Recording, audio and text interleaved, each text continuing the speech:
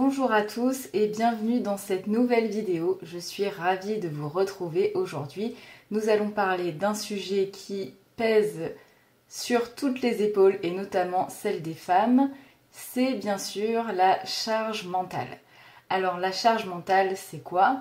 C'est le fait de devoir penser et réfléchir à toutes les choses qu'on devrait faire pour son bien-être ou pour le bien-être de la famille. Ça peut être par exemple penser à faire la lessive à telle heure, qu'est-ce qu'on va manger ce soir, etc., etc.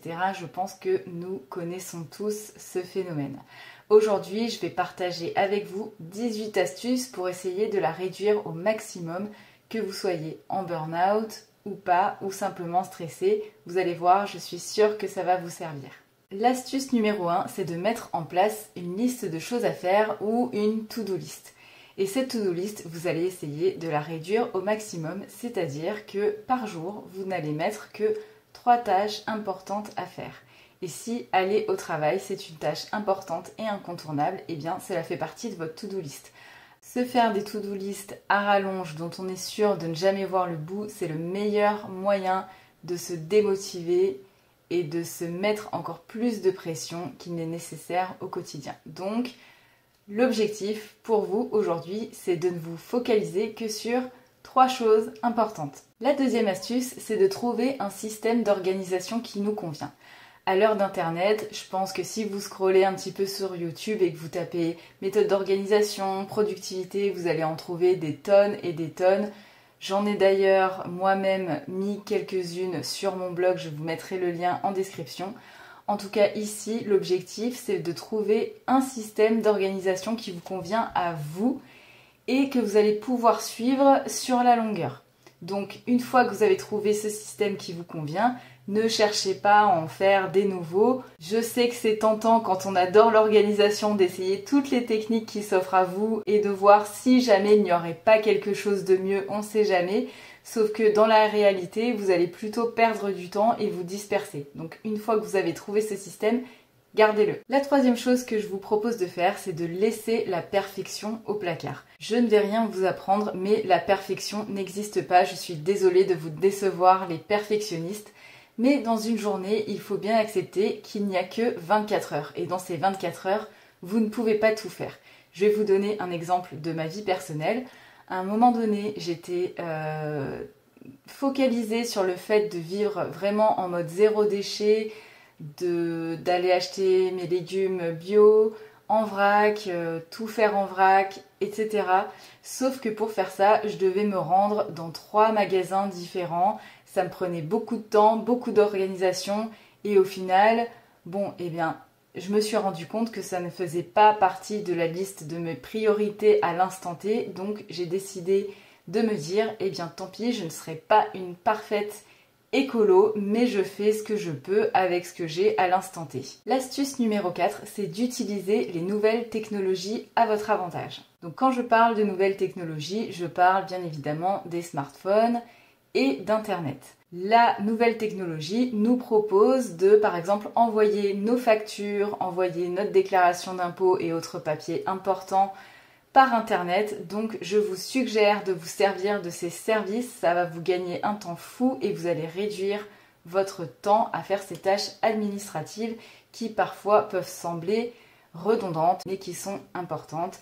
Donc si vous êtes à l'aise avec l'outil informatique, je vous suggère de vous en servir dans ce but. L'astuce numéro 5 pour réduire la charge mentale, c'est bien évidemment de demander de l'aide. Rappelez-vous que vous n'êtes pas tout seul, vous avez des amis, de la famille, des enfants, des parents, des connaissances, etc. qui peuvent vous aider, qui peuvent vous donner un coup de main ponctuellement à la maison pour des tâches quand vous n'arrivez plus à tout gérer tout seul. Ça peut être pour les mamans demander à une amie, à la famille de garder ses enfants pendant 1 à 2 heures le temps de décompresser. Ça peut être de demander au conjoint d'aller faire les courses à notre place, etc. N'ayez pas peur ou honte de demander. Franchement, ça c'est une des croyances qu'on se met tout seul, mais généralement les gens sont plutôt enclins et contents de nous aider, surtout Si c'est nos proches et qui sont bienveillants, ils seront ravis de nous rendre ce petit service qui va nous alléger et qui va nous rendre un petit peu plus heureux. Pour alléger sa charge mentale et notamment au travail, surtout si vous vous sentez glisser lentement vers le burn-out, c'est de déléguer tout ce que vous pouvez déléguer. Pour ce faire, je vous suggère d'utiliser la matrice d'Eisenhower. C'est un petit carré, je vous mettrai pareil le lien en description. C'est un petit carré en fait où vous allez noter les tâches qui sont urgentes et importantes mais pas urgentes, etc. Je ne me rappelle plus mais je vous mettrai le lien en dessous. Et grâce à ça, vous allez savoir si certaines de ces tâches peuvent être déléguées. Aussi, je vous suggère de vous poser la question quand vous avez trop de choses à faire, est-ce que vous aimez faire ces tâches? Est-ce qu'elles vous apportent quelque chose? Si la réponse est non, eh bien ça peut être un bon indice que vous devriez les déléguer à quelqu'un d'autre. Le 7e point, et il rejoint un petit peu celui de la perfection, c'est de savoir faire des concessions momentanées. Comme je vous l'ai dit, le perfectionnisme n'existe pas. Donc ne vous sentez pas coupable si à un moment donné, vous avez trop de choses à faire, trop de choses dans la tête et que vous devez faire un petit peu des concessions, faire des efforts et vous dire bon, eh bien tant pis, là je fais un petit peu moins que mes standards, mais ça va me servir pour me détendre, pour me reposer et me faire du bien à ma santé mentale. Je vous donne un autre exemple, toujours sur le thème de la nourriture et de l'entretien de la maison, puisque pour moi c'est une charge mentale assez importante. Eh bien, on reprend l'exemple des légumes. Moi, je voulais absolument acheter que des légumes bio, pas surgelés, de saison, sauf que ces légumes, il faut les préparer, il faut les cuisiner, ça prend du temps et à un moment donné, eh bien, j'avais pas forcément tant de temps que ça à donner à la cuisine dans ma vie. Donc, eh bien, j'ai fait la concession d'acheter des légumes surgelés au lieu d'acheter des frais. Et bon, eh bien, je vous rassure, j'en suis pas morte. Par contre, j'ai réussi à me dégager du temps pour me reposer et pour prendre soin de moi. Donc, je vous suggère d'essayer si c'est votre cas aussi. La 8e façon, et on est toujours sur le domaine vaste de l'alimentation et de la nourriture, c'est de vous offrir parfois des repas à emporter.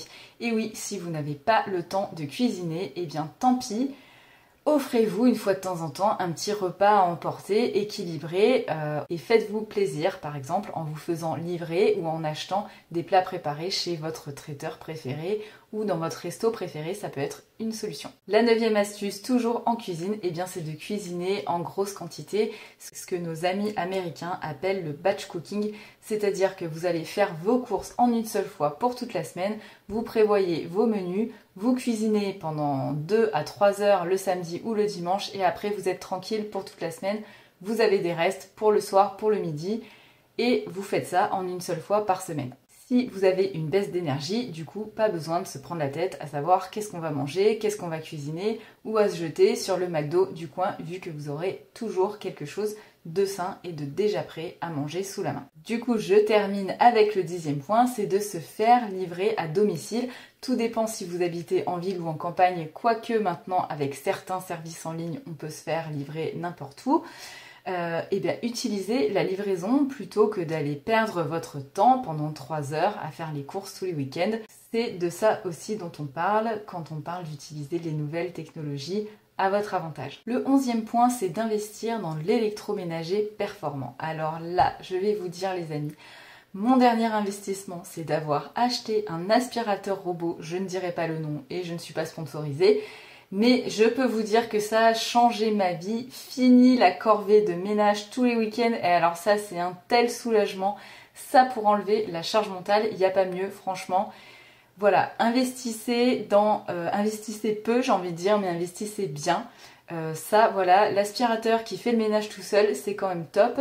Si c'est pas dans vos moyens, vous pouvez, ou si c'est pas dans vos convictions tout simplement, vous pouvez aussi faire appel à une femme de ménage ponctuellement ou une fois de temps en temps. Voilà, au moins ça peut essayer de voir comme ça comment est-ce que vous pouvez vous retirer des petits tracas du quotidien. Si des machines peuvent le faire à notre place, eh bien autant les utiliser. Le 12e point, c'est d'adopter un mode de vie minimaliste. Vous pouvez avoir des a priori là-dessus en vous disant que du coup on se retrouve dans une maison vide où il n'y a rien.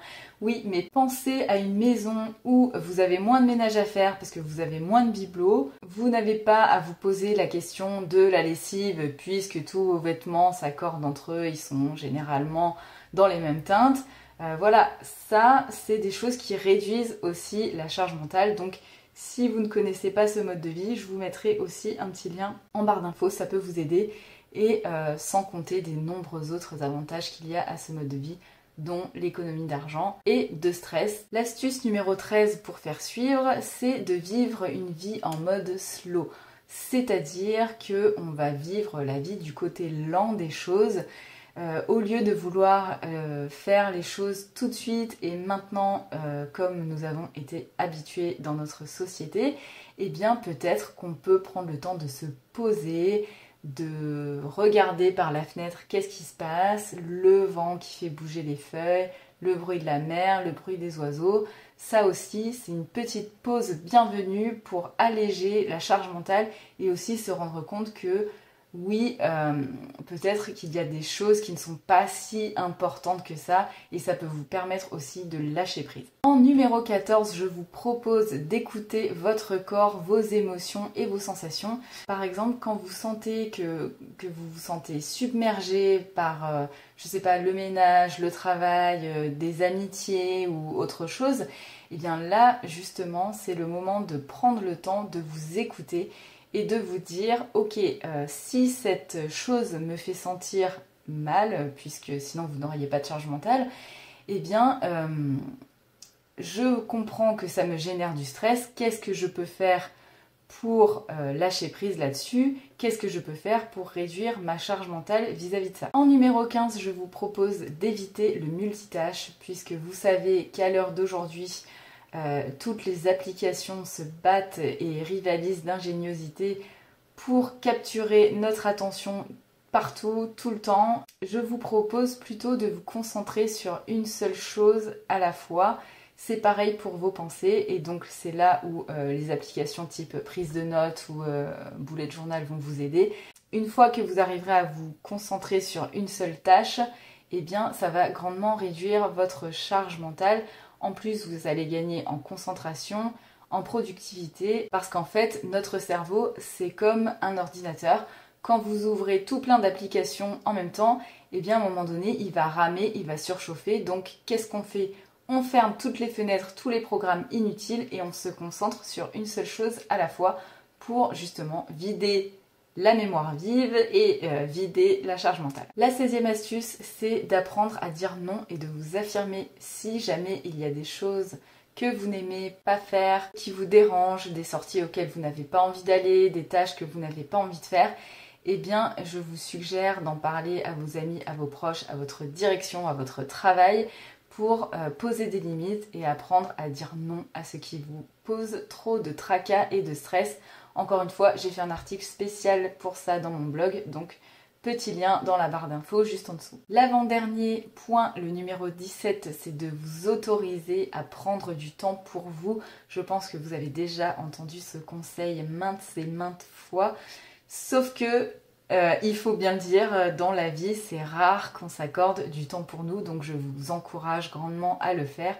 Même si c'est 5 minutes par jour, ça peut être pour respirer, pour faire un petit peu de yoga, un petit peu d'étirement ou tout simplement une activité qui vous plaît comme lire un roman, un petit peu peindre, dessiner, faire de la musique, enfin bon, autorisez-vous voilà, des petits temps où vous n'avez rien de spécial à faire et où vous pouvez vraiment faire ce qui vous fait plaisir à vous. La transition est toute faite pour le dernier point, c'est de favoriser les activités de détente. Donc peut-être que vous faites du sport, peut-être que vous faites une activité artistique, mais en tout cas, ne supprimez pas ces activités qui vont vous servir d'exutoire pour arrêter de penser pendant un petit moment et donc vous décharger de toutes vos obligations et de votre fameuse charge mentale. D'ailleurs, si la charge mentale vous occasionne du stress, j'ai créé pour vous un e-book spécial pour canaliser toutes ces mauvaises sensations en seulement 15 minutes par jour, disponible gratuitement sur mon site internet. Je vous laisse le télécharger si ça vous intéresse. Sinon, eh bien, j'en ai fini avec ces 18 astuces. J'espère qu'elles vous aideront au quotidien à surmonter le stress, le burn-out et surtout à alléger votre charge mentale. En tout cas, je vous souhaite une très bonne journée et je vous dis à très vite. Ciao!